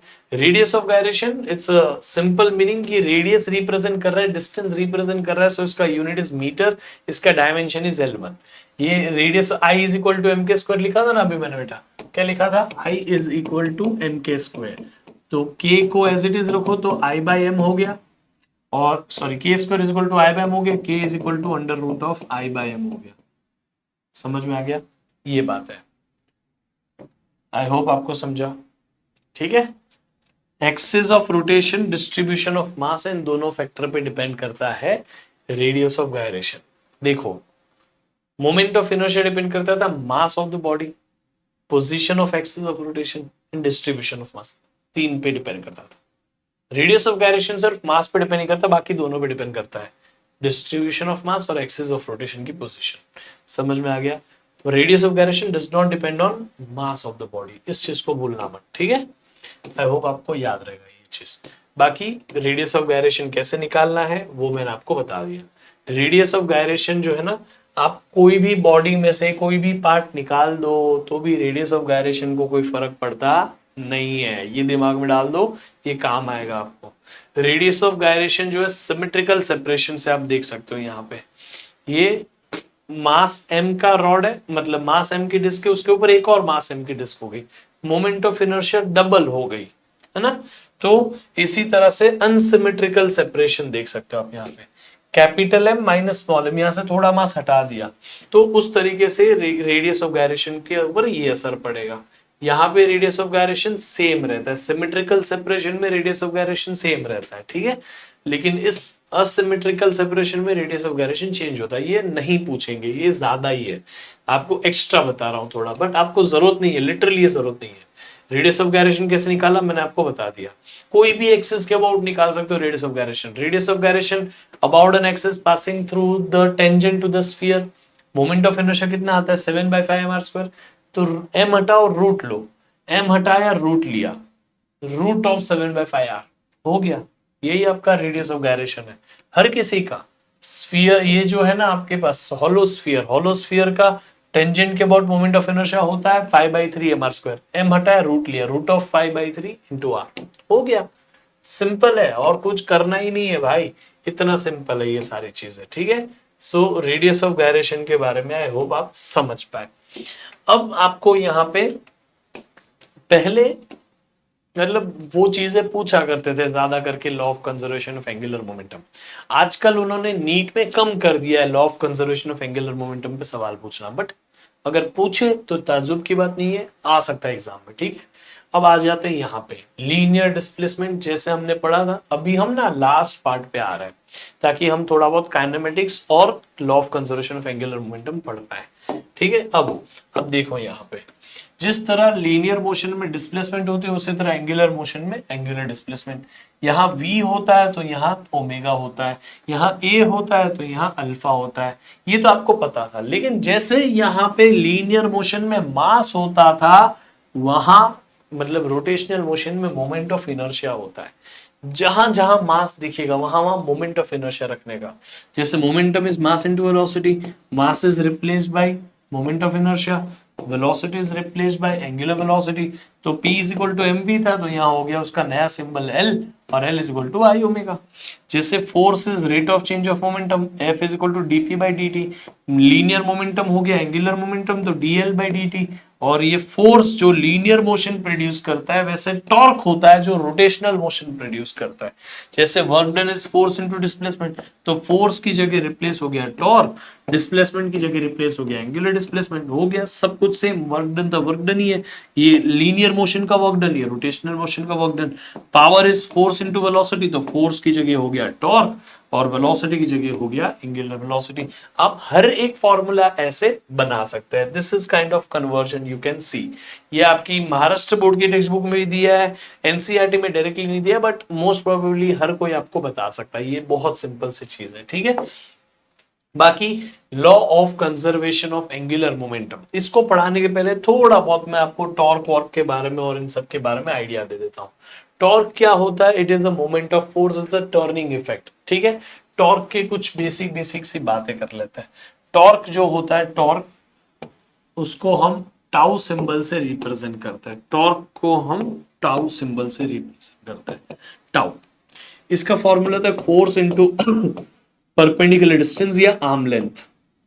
परपेंडिकुलर डिस्टेंस को ही आर्म लेंथ भी बोला जाता है, आर्म लेंथ, ARM, आर्म, है ना, तो आर्म लेंथ। ये टॉर्क का दूसरा फॉर्मूला जो एंगुलर मोशन वाला अभी हमने पढ़ा वो था I m, अच्छा फोर्स इज m में, तो tau is equal to I alpha, ये याद रख लेना। ये दो फॉर्मूले लीनियर टर्म्स में, ये एंगुलर टर्म्स में, ठीक है। बाकी torque is a turning effect, जितना ज्यादा टर्निंग इफेक्ट उतना ज्यादा टॉर्क, ठीक है। It is very simple. ये देखो यहां पे देखो, फिर अगर ये हम, अच्छा ये क्रॉस प्रोडक्ट होता है, मतलब ये मैंने F force into perpendicular distance दिखाया, वेक्टर फॉर्म में परपेंडिकुलर डिस्टेंस क्रॉस F बार होता है, वेक्टर फॉर्म में ऐसे लिखा जाता है R bar cross F bar. Just because यहाँ पे R बार वो परपेंडिकुलर डिस्टेंस जो है वो पहले लिखा है, ठीक है, और ये फिर एफ बार लिखा है, तो क्रॉस प्रोडक्ट हटेगा तो साइन थीटा आएगा, तो R F sine theta, f r sine theta, वो भी आप लिख सकते हो। तो अब उस हिसाब से बाकी सारी बेसिक बेसिक बातें तो आपको पता ही होगी टॉर्क के बारे में। सो ये एक्सिस पे अगर मैं बोल दूं कि इस एक्सिस के अबाउट घूमना है, तो यहां से इस एक्सिस के अबाउट, जैसे सॉरी मैं यहां पे ये बोल रहा हूं, ये देखो ये वो पॉइंट है जिसके अबाउट पूरी चीज ऐसे रोटेट कर रही है। तो आप यहां पे देख सकते हो ये पॉइंट से हमने डिस्टेंस जो था यहां तक का वो आर था, लेकिन यहां से एक्सिस से perpendicular distance r sine theta हो गया। परपेंडिकुलर डिस्टेंस लेना है तो आर का परपेंडिकुलर ये वाला जो कंपोनेंट है वो आर साइन थीटा, ये r cos theta, but r cos theta component जाने दो। आर साइन थीटा कंपोनेंट को यूज करके आर साइन थीटा इंटू ये फोर्स, फोर्स यहां जा रही है, फोर्स इंटू उसका perpendicular distance, tau f into r sine theta, f r sine theta. समझ में आ गया? इस तरीके से टॉर्क बनता है। बाकी टॉर्क की एंगुलर चीजें भी दी है। मिनिमम टॉर्क कब होता है? जब थीटा 0 होता है। मैक्सिमम टॉर्क कब होता है? जब थीटा 90 होता है। ये बातें आपको मुझे लगता है पता ही होती है, बट बता दिया फिर भी। Newton metre is the unit of torque. Newton metre can also be written as joule. Torque is a form of an energy. Torque कोई चीज नहीं है, वो एक रोटेशनल एनर्जी है, मान सकते हो, है ना। बाकी कपल क्या होता है? Couple is a pair of force. दो फोर्स के कॉम्बिनेशन को बोलते हैं कपल, और टर्निंग इफेक्ट को बोलते हैं टॉर्क। ये एक ऐसी फोर्स और एक ऐसी फोर्स जो दोनों एक दूसरे से अपोजिट है, सेपरेटेड कुछ डिस्टेंस से, थोड़े डिस्टेंस से सेपरेट और अपोजिट, ऐसी फोर्स के कॉम्बिनेशन को बोलते हैं कपल। कपल भी टॉर्क प्रोड्यूस कर सकता है। कपल खुद टॉर्क नहीं है, कपल टॉर्क प्रोड्यूस करता है। Torque is an effect, couple cause हो सकता है उसका। इस चीज को याद रख सकते हो। बाकी बेसिक बेसिक चीजें यहाँ है, आप रीड करोगे तो आपको थोड़ा और इजी पड़ जाएगा। बाकी ये सारी चीजें मुझे लगता नहीं स्कूल की चीजें हैं, तो पूछनी तो ऐसी चाहिए नहीं, बस प्रैक्टिस के लिए दी हुई है। ठीक है, डोर वाला, ये सारे बेसिक बेसिक बात। टॉर्क के ऊपर ऐसा सवाल नहीं पूछेंगे कि भाई टॉर्क निकाल के दो, बस आपको फिर भी दे दिया है। इक्विलिब्रियम ऑफ बॉडी यानी पूछ सकते। इक्विलिब्रियम यानी क्या?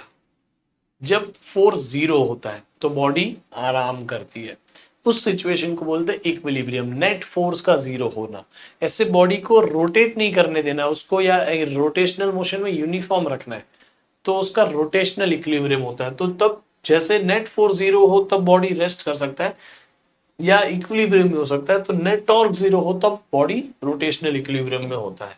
ठीक है, नेट टॉर्क 0 होना चाहिए तो रोटेशनल इक्विलिब्रियम है।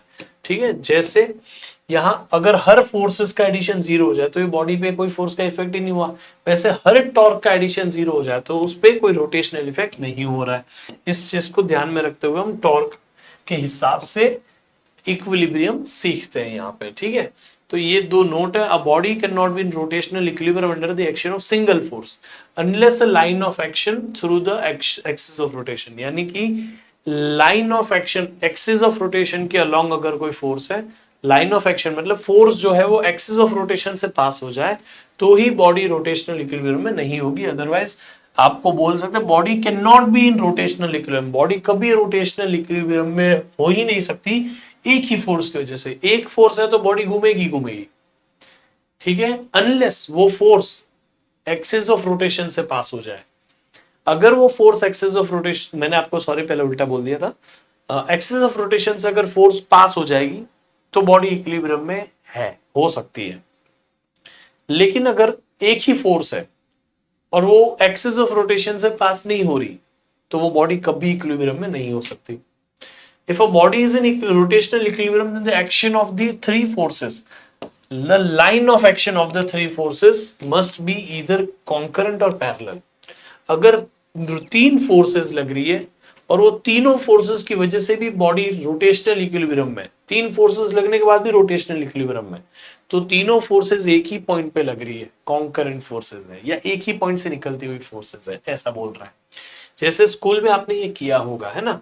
तो स्कूल में आपने इसमें क्या किया होता है मैं आपको बताता हूँ। आप ऐसा डायग्राम बना देते, मतलब अभी भी कर सकते हैं, स्कूल में की बात नहीं है।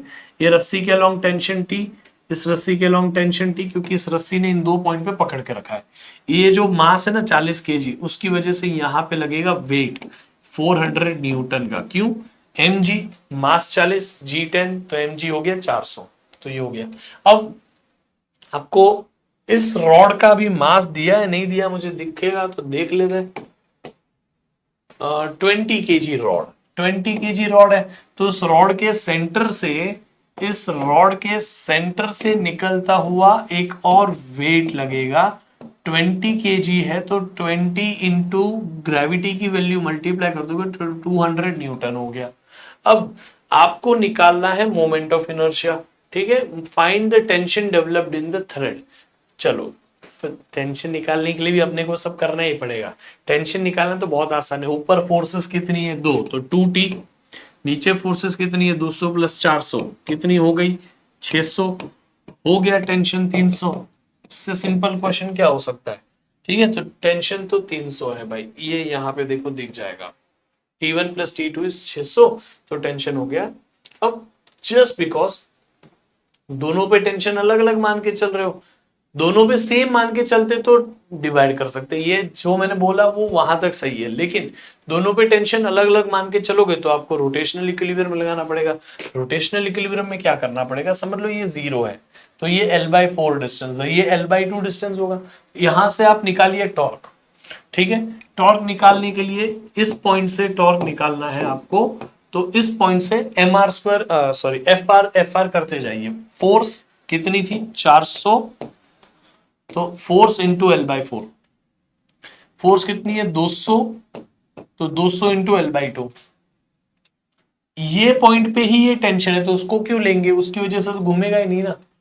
इसी पॉइंट से ये पद दूर है तो ये T2 into this L distance है पूरे रॉड का, इसलिए ये सब में इन दोनों की वजह से ऐसे घूमेगा क्लॉकवाइज, लेकिन इस फोर्स की वजह से ऐसे घूमेगा एंटी क्लॉकवाइज, ठीक है।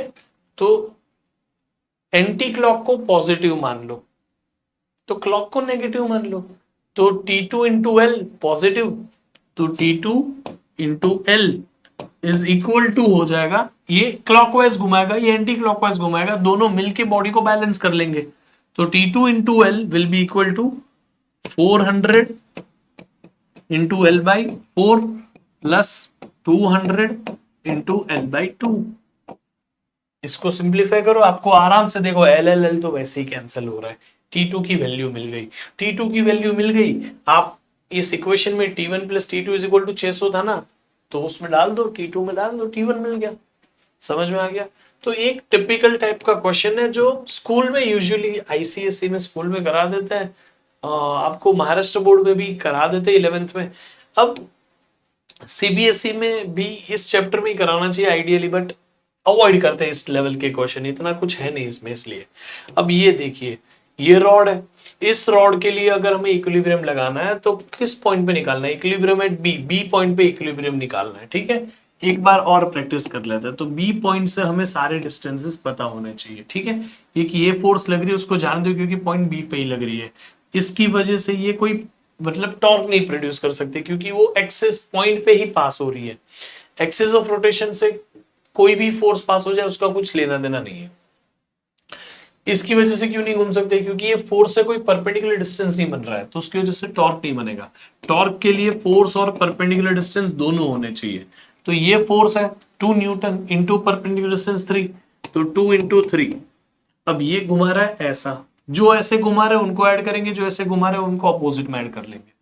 फिर ये दूसरा है 6 न्यूटन, ये ऐसे घुमा रहा है तो 6 इंटू एक्स, तो 6 इंटू एक्स, ये ऐसे घुमा रहा है तो बीच में इक्वल टू साइन डाल देता हूं, ये तो घुमा ही नहीं रहा है तो हो गया ना ये दोनों इक्वल। सॉल्व कर लो, 6 इज इक्वल टू 6x तो x इज इक्वल टू 1 हो गया, x की वैल्यू 1 आ गई। इतना सिंपल था, समझ में आ गया। तो आई होप कि आप समझ गए इस टाइप के रोटेशनल के क्वेश्चंस कैसे करने हैं। बाकी आप बेसिक बेसिक प्रैक्टिस करोगे तो आपको आ जाएगा, ठीक है। कुछ फॉर्मूला है जो आपको मतलब बता दूं तो थोड़ा सा आपके लिए भी आसान हो जाएगा, जैसे कि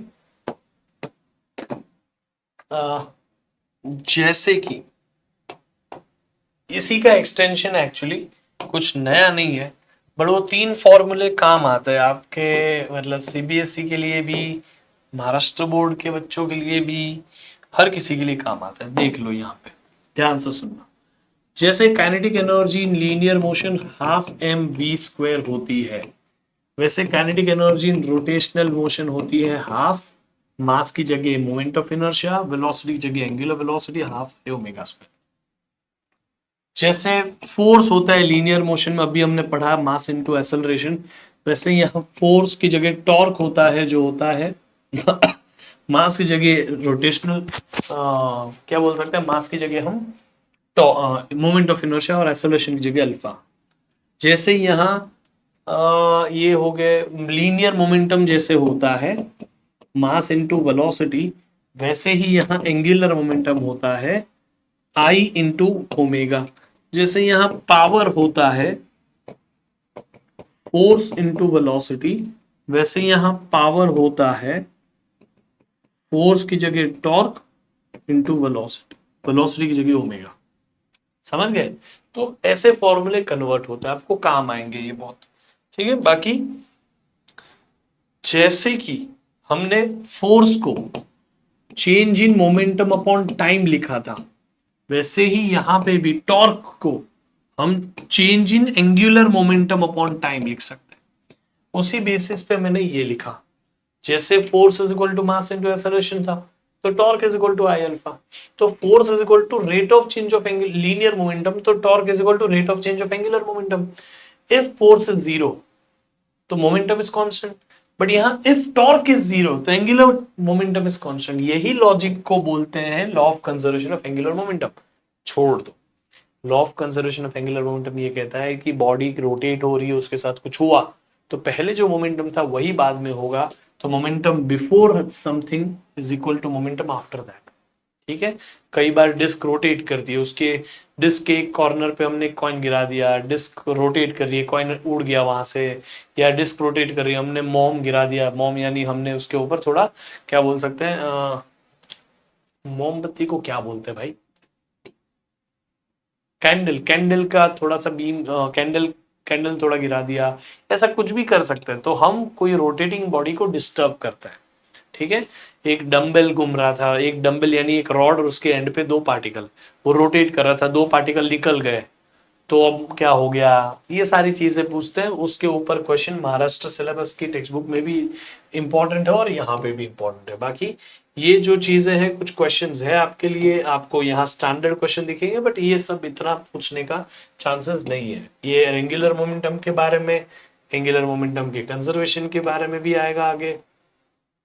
ठीक है, ये वाला पार्ट ना महाराष्ट्र बोर्ड के बच्चों को कर लेना चाहिए, क्योंकि इसमें rotational motion plus projectile motion include हो जाता है। तो प्रोजेक्टाइल मोशन के लिए ये वाला चीज इंपॉर्टेंट है, आप ये जरूर करिएगा, आपको काम आएगा। कहाँ हो गया, क्या हो गया भाई, जस्ट अ मोमेंट गाइस।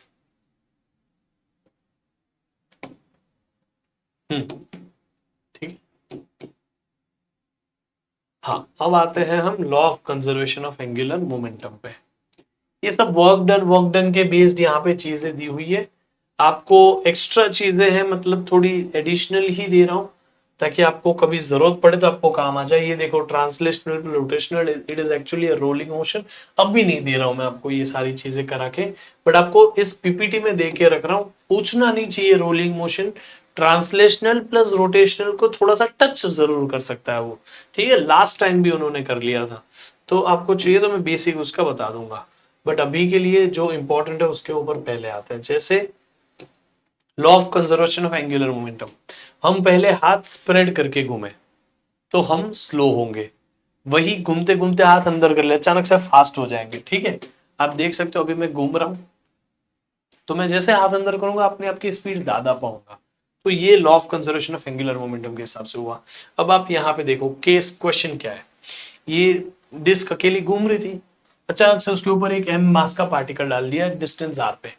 तो हमें क्या करना है, I1 omega 1 is equal to I2 omega 2, angular momentum before is equal to angular momentum after. Angular momentum before, ध्यान से सुनना जो मैं बोल रहा हूं, angular momentum before is equal to angular momentum after.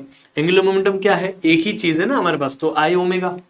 तो I1 ओमेगा 1 पहले केस का, I2 ओमेगा 2 दूसरे केस का। I1 ओमेगा 1 में I1 की वैल्यू क्या हो गई, mr²/2, क्योंकि सिर्फ डिस्क है। ओमेगा 1 उसकी इनिशियल फ्रीक्वेंसी या स्पीड जो भी दी है, वो यूजुअली फ्रीक्वेंसी दे देते हैं आरपीएम में। आप उस आरपीएम को आरपीएस में कन्वर्ट करें, फिर उस फ्रीक्वेंसी को 2 पाई से मल्टीप्लाई करके फिर ओमेगा निकाल के यहां रखें। समझ में आ गया, जरूरत पड़ती है तो ओमेगा 1 को ओमेगा लिख लिया। I2 is disc plus particle, disc का moment of inertia m/2r² plus ये पार्टिकल m मास का r डिस्टेंस पे, तो स्मॉल m r², ये स्मॉल m होगा, ठीक है, और उसका नया वाला स्पीड। तो ये इक्वेट कर दिया, बाकी जो चाहिए वो मिल जाएगा इसी तरीके से। समझ गए? आई होप आपको समझा। बाकी तो कैलकुलेशन है, लॉजिक उतना ही था। If insect goes from A to C then find how omega will change. अगर हमारे पास एक कीड़ा मकोड़ा जो भी है, कॉकरोच दिख रहा है, कॉकरोच यहाँ है, नीट के बच्चों को कॉकरोच से तो आपको प्यार होना चाहिए। A से C चला गया, क्या बोल रहा है, A to C। पहले इंसेक्ट यहाँ था, अब इंसेक्ट यहाँ चला गया, तो एंगुलर मोमेंटम कितने से बदलेगा, तो हम उसको दो केसेस में पढ़ेंगे। इंसेक्ट A से B गया, फिर B से C गया, ऐसा। अब जब ये इंसेक्ट A से B जा रहा है, ये जो रोटेट कर रहा है, ए से बी इंसेक्ट जा रहा है, तो वो इंसेक्ट ऑलरेडी नजदीक जा रहा है एक्सिस ऑफ रोटेशन से, यानी कि इंसेक्ट जो है वो अपना आर डिस्टेंस कम कर रहा है। आर डिस्टेंस कम हो गया, याद आ रहा है, टोटल मोमेंट ऑफ इनर्शिया कम हो जाता है, एक्सिस ऑफ रोटेशन से डिस्टेंस कम हो गया, मोमेंट ऑफ इनर्शिया कम हो गया इस इंसेक्ट का, तो ये डिस्क फास्ट रोटेट करना शुरू कर देगी। जब ये इंसेक्ट ए से बी गया, फिर बी से सी, जब इंसेक्ट यहां से यहां गया ना, पहले तो यहां गया फिर यहां गया, बी से सी, तो अब वापस दूर जा रहा है, दूर जा रहा है, तो इंसेक्ट दूर जाते जाते अपना आर बढ़ा रहा है, आर यानी mr² आर बढ़ा रहा है, तो mr² बढ़ रहा है, तो आई बढ़ रहा है, मोमेंट ऑफ इनर्शिया बढ़ेगा, तो स्पीड अपने आप कम हो जाएगी, ओमेगा कम हो गया, क्यों, moment of inertia is inversely proportional to angular velocity. इस चीज को दिमाग में डाल दो, यही है law of conservation of angular momentum. Angular momentum is constant, यानी कि आई ओमेगा इज कांस्टेंट, तो आई ओमेगा कांस्टेंट है, तो I is inversely proportional to omega ना। जब एंगुलर वेलोसिटी बढ़ेगी, आप फास्ट होंगे, तो आपका मोमेंट ऑफ इनर्शिया कम हो गया है, आपने हाथ अंदर लिया, मोमेंट ऑफ इनर्शिया कम हो गया, आप फास्ट हो गए, आपने हाथ खोल दिया, मोमेंट ऑफ इनर्शिया बढ़ गया, आप स्लो हो गए। समझ गए? तो इस टाइप के क्वेश्चंस आपको पूछे जा सकते हैं, अच्छे सवाल हैं। बाकी यहाँ पे भी आप देख सकते हैं, इसमें भी सिमिलर काइंड ऑफ क्वेश्चन है। ये एक सॉलिड सिलेंडर है जिसके एज पे एक पार्टिकल m बैठ गया, तो इसका पहले का मोमेंट ऑफ इनर्शिया m/2r², बाद में इसका moment of inertia m/2r² plus mr²। बाकी I1 omega 1 equal to I2 omega 2 कर लेना भाई, समझा गया? ये सारी चीजें कर लो, आपका काम हो जाएगा, ठीक है। अब लास्ट पार्ट जो आपको बेसिक बेसिक पता होना चाहिए, बाकी इतना नीडफुल नहीं है। Half I omega square kinetic energy होती है, मैंने बता दिया, ठीक है। काइनेटिक एनर्जी का जो फॉर्मूला होता है मोमेंटम के टर्म्स में, वो यहाँ पे भी चलता है एंगुलर मोमेंटम के टर्म्स में। Kinetic energy is half momentum का स्क्वायर अपॉन मास होता है लीनियर टर्म्स में, तो यहाँ हाफ एंगुलर मोमेंटम का square upon moment of inertia होता है। बाकी ये kinetic energy is inversely proportional to moment of inertia, ये भी याद रख लेना। अगर मोमेंट ऑफ इनर्शिया बढ़ेगा तो kinetic energy of rotation decrease हो जाती है, उसका सिंपल सा रीजन है, मोमेंट ऑफ इनर्शिया बढ़ेगा, स्पीड कम हो जाएगी, moment of inertia is inversely proportional to speed ना, तो स्पीड जो है वो तो डायरेक्टली प्रोपोर्शनल है ना काइनेटिक एनर्जी से, क्योंकि kinetic energy is half I omega square. तो मोमेंट ऑफ इनर्शिया बढ़ा, स्पीड कम हो गई, स्पीड कम हो गई, काइनेटिक एनर्जी कम हो गई, इसमें कुछ बोलने की बात है क्या? नहीं ना। आई होप आपको समझा। ये सारी चीजों को यूज किया। अगर moment of inertia sorry angular momentum increase हो गया 10% से, तो 10 का स्क्वायर, समझो 10% यहां से बढ़ गया, तो 10 का स्क्वायर करोगे, काम चलेगा? नहीं चलेगा। कम परसेंटेज में आपको सिर्फ उसको डबल कर देना होता है, जैसे कि यहाँ पे किया है, आप यहाँ पे देख सकते हैं, ठीक है। तो what will be the percentage change in kinetic energy? अगर ये L जो था, वो L की जगह पे मैं नया वाला L 10% से बढ़ गया, पहले L था, पहले L था, अब वो 10% से बढ़ गया, तो 1.1 L है, पहले 1 L था, अब वो 1.1 L हो गया, 1L का 1.1L हो गया, तो आप कुछ मत करो भाई, 1.1L डाल दो, हो गया काम, समझा। तो L स्क्वायर, तो 1.1L स्क्वायर तो क्या हो गया, 1.21L स्क्वायर, तो 1.21 टाइम्स हो गया, जो भी रेशियो उसमें यही नंबर दिख के आएगा, देख लेना, ठीक है। बाकी ये सारी चीजें थोड़ा थोड़ा एडिशनल पार्ट आपको दे रहा हूँ, रोटेशनल प्लस ये सब में जो है ना थोड़ा बहुत के स्क्वायर बाय आर स्क्वायर का रेशियो काम आ जाता है, ठीक है। रोटेशनल प्लस काइनेटिक एनर्जी, अच्छा मैं आपको बता भी देता हूँ, kinetic energy for rotational plus translational, देखो कोई भी चीज रोटेट करते करते आगे बढ़े ना, तो उसमें काइनेटिक एनर्जी दो काइनेटिक एनर्जी होती है, kinetic energy of rotational plus kinetic energy of translational. उन दोनों को ऐड करके मैं आपको आंसर दे सकता हूं half m v square 1 + k² by r square. आपको बोले रिंग रोटेट करते करते आगे बढ़ रही है, यानी रिंग रोल कर रही है, एक्चुअली रोलिंग मोशन है नहीं सिलेबस में, बट कभी ऐसा बोल दे रिंग रोल कर रही है, रिंग का k² बाय आर स्क्वायर 1 होता है, तो 1 + 1 2, तो 2/2 cancel, mv² is the kinetic energy for the ring when it is rotating as well as moving ahead।